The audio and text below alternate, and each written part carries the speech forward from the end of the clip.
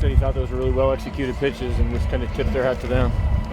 Yeah, I mean, they obviously everything could be a little bit better, but I mean they definitely came ready in that last inning and they weren't going out without a fight. So you got to kind of tip your cap to them.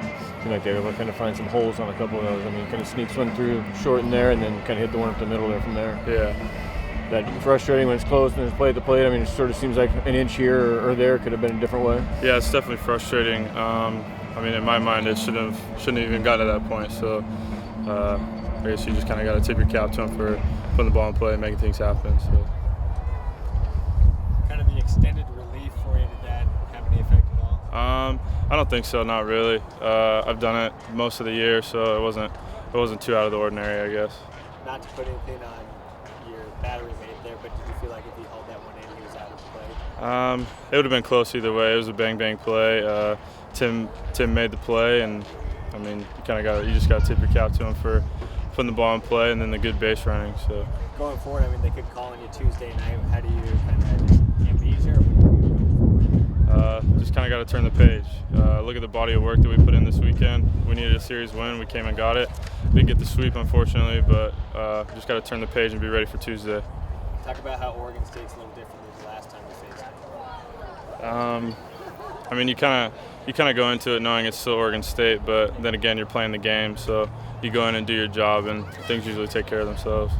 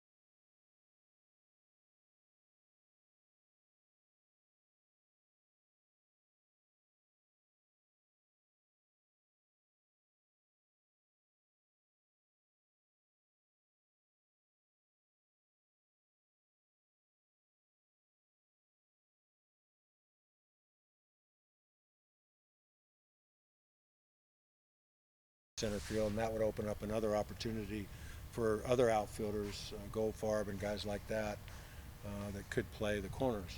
So it's still, like I said, Catalano's going to get the first crack, and let's hope that the season brings the best out of Nick and all of our players, but certainly Austin Grayback as well. How about the infield? Runs through the infield? Urista at third, Garaviotis at short, Tolman at second, and Cuddy at first. So St. Louis DH. St. Louis DH, yeah. Whammer behind the plate? Whammer behind the plate. Followed very closely by Cisnera and Graham. You see the coaches picked you second? Yeah, I talked about that at Oregon Club. You know, those are educated guesses, and I would say that's a poll that probably matters because they know our personnel.